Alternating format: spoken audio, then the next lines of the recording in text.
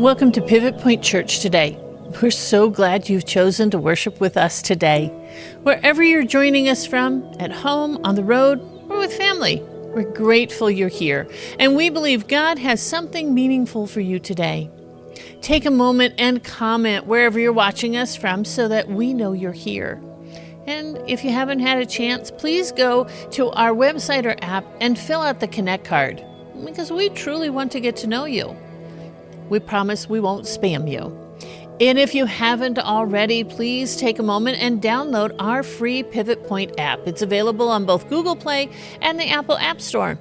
Easiest way to stay connected with everything happening at Pivot Point, from services and Bible study to events and resources. That app's also going to notify you when our Sunday service or Tuesday Bible study is about to begin, so that you never miss a time to gather with us. Don't forget to check out today's worship music playlist on our YouTube channel. You'll find the links on our app or website. Great way to continue the worship beyond the service. Now, if this ministry has encouraged you, won't you consider sharing, liking, and subscribing? Word of mouth is still one of the best ways people find church, and something as simple as sharing a post can help someone else discover hope. Thanks to all of you who've been helping us in this way. We really appreciate it. Let us pray. Heavenly Father, eternal and all-wise God, we come before you this day with humble and grateful hearts. You are the Alpha and the Omega, the beginning and the end. Before Babel, you were God. At Pentecost, you were God. And today, you still reign sovereign over heaven and earth. Lord, we thank you for the gift of your word, the great storyline of Scripture that reveals your glory, your justice, your mercy, and your redeeming love through Jesus Christ.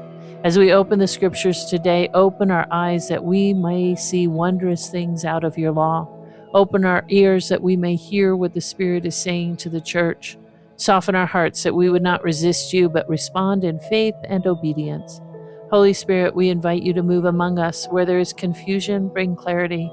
Where there is pride, bring humility. Where there is division, bring unity. Where there is spiritual dryness, pour out fresh fire, as you did on Pentecost. Tear down every tower we have tried to build in our own strength, and lead us in again to Christ, the true and living way. Lord Jesus, be exalted in this message. Let your cross stand higher than every human achievement. Let your resurrection power awaken dead hearts, and let your gospel go forth with boldness and conviction. Father, we confess that time is short and eternity is real. Help us to live with urgency, to listen with seriousness, and to respond with surrender. May no one turn this message off unchanged. May this be a holy moment where heaven touches earth and lives are transformed. We give you this time. Have your way. Be glorified in everything that is said and done. Thank you, Jesus. Amen. So today we're continuing our journey through the storyline of Scripture. And not as isolated stories, but as one unfolding narrative, revealing the heart of a relational God. From Genesis onward, we see a pattern, a God who creates humanity for relationship, a God who warns when sin threatens to destroy, a God who provides a way of rescue, a God who intervenes when human pride leads us away from him. In Eden, he walked with Adam and Eve. In Noah's generation, he warned before he judged. After the flood, the covenant was made with the rainbow in the sky. And last week, we looked again a little bit more detail into the ark itself, where God patiently invites humanity into salvation. Today, we're going to encounter a different kind of divine action.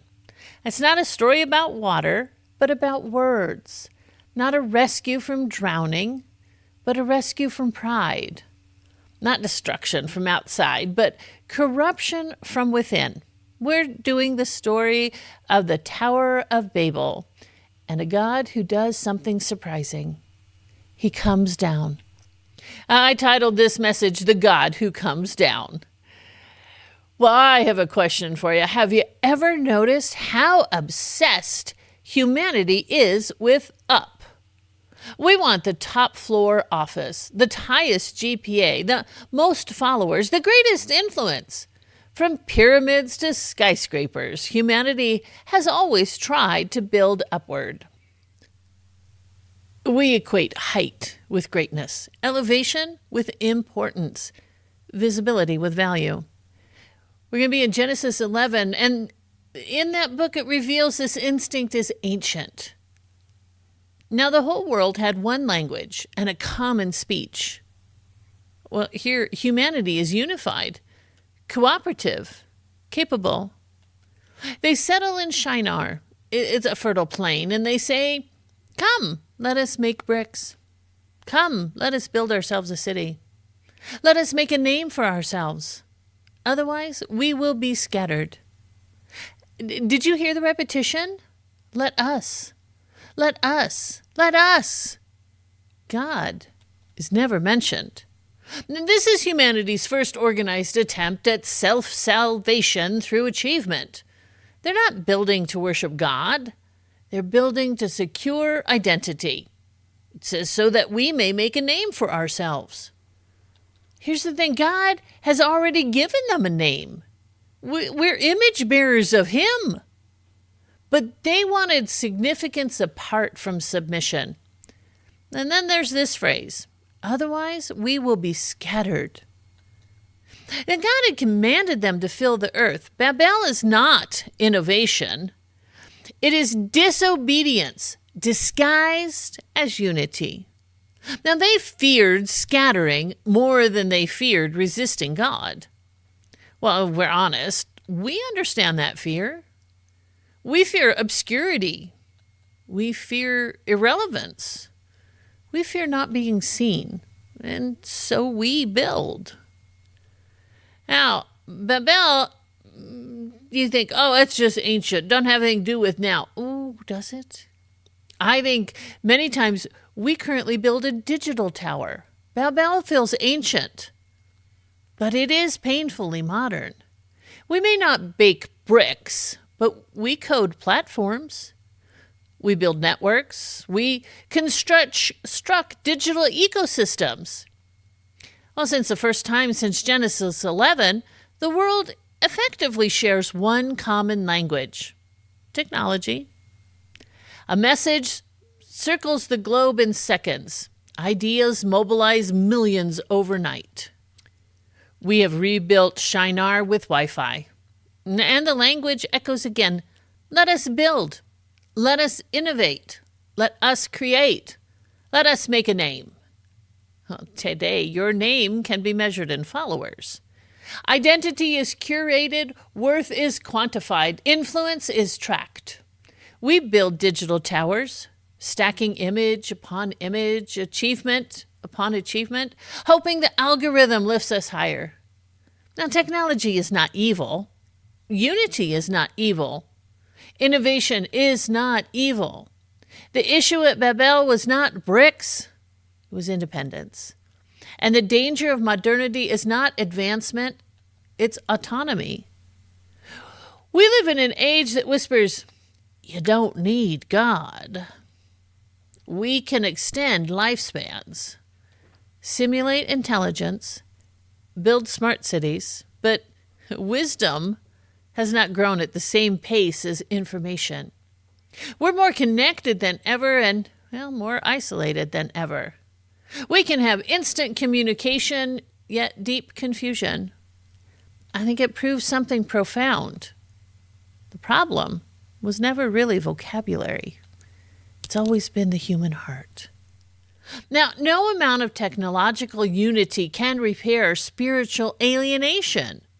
Modernity has given us the power to build higher than ever, but it has not given us peace. because humanity is still trying to ascend without surrender. Genesis 11:5 says, "But the Lord came down to see the city and the tower." Oh, they thought they were reaching heaven, but God had to stoop to see it. Now, this is not mockery, it's perspective. Human pride always overestimates how close it is to God. But notice something beautiful. God does not ignore them, and he doesn't instantly destroy them. He comes down. He intervenes.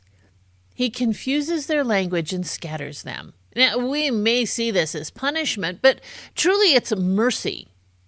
Because if somebody's speeding towards a cliff at 100 miles an hour, love's going to slam on the brakes.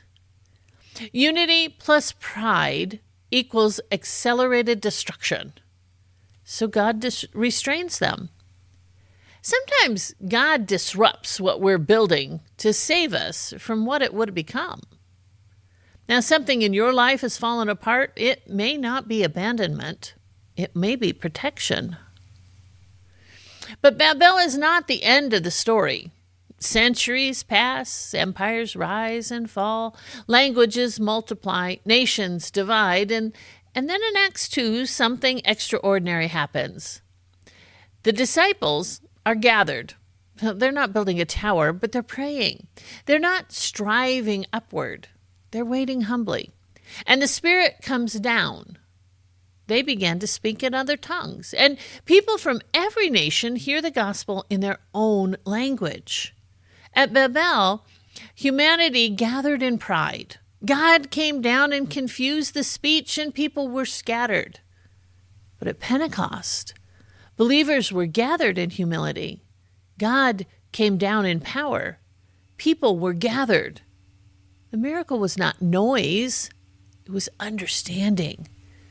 God did not erase diversity, he redeemed it. And what humanity tried to manufacture through ambition, God accomplished through the Spirit. Pentecost is Babel reversed, and Revelation 7 shows us the final picture. A great multitude from every nation, tribe, people, and language, united before the throne. Not one language, but one worship. You have to remember, there's only one way up. Pentecost is not the foundation. Christ is. The greatest coming down wasn't in Acts 2. It was in Bethlehem.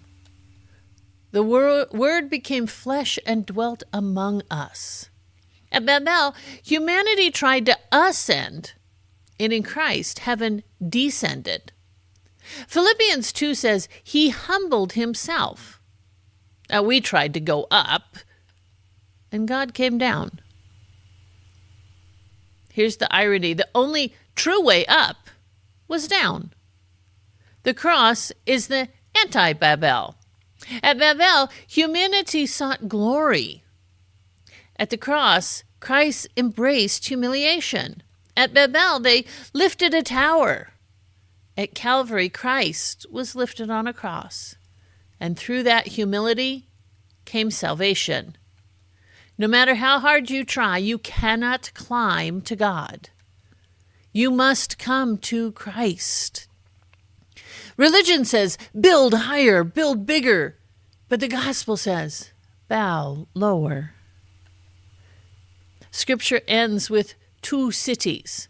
If we go all the way to Revelation 17 and 18, Babylon rises again, symbolic of humanity organized in pride.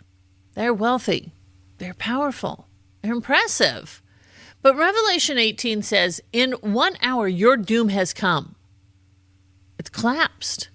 A little further on in Revelation 21, it says, I saw the holy city, the new Jerusalem, coming down out of heaven from God.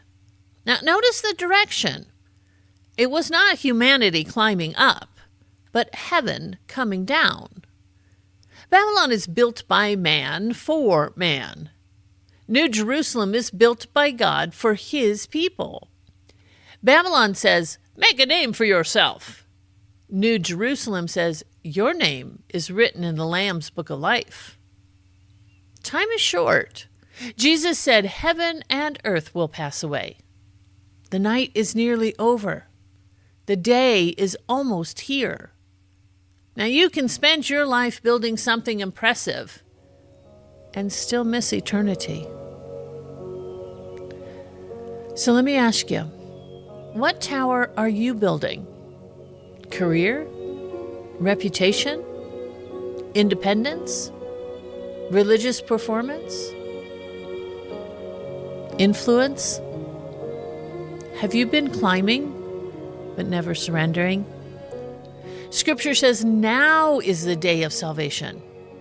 Not someday, now. Because none of us are promised tomorrow. The towers of this world are shaking, and one day soon that sky is going to split, the trumpet will sound, the King will descend, and when he comes, there will not be time to build. There's only time to belong. So stop climbing and start kneeling. If you need to surrender to your life to Christ, please come. If you need to repent of pride, come. If you need to lay down the tower, come. Oh, not to a stage, but to the cross. Come to the cross. Because Babylon will fall, but the kingdom of God will stand forever. And you have a chance to be part of that. Let's pray. Father in heaven, we stand in awe of the holy city coming down from you. Forgive us for building temporary towers. Thank you that your story ends not in confusion, but in restoration. You said, "Behold, I am making all things new." Make us new. Write our names in the Lamb's book of life. Keep us humble. Keep us watchful. Keep us ready. And as we wait for heaven to come down in fullness, anchor us in your promise that you will dwell with us. You will wipe every tear. There will be no more death, mourning, crying, or pain. We declare, "Come, Lord Jesus." Amen. Church, I want you to receive this blessing. May you live as citizens of the city that is coming down from God. May the promise that he will dwell with you steady your faith. May the assurance that he will wipe every tear comfort your sorrow. May the declaration, "Behold, I am making all things new," renew your hope. Walk in humility. Build for eternity.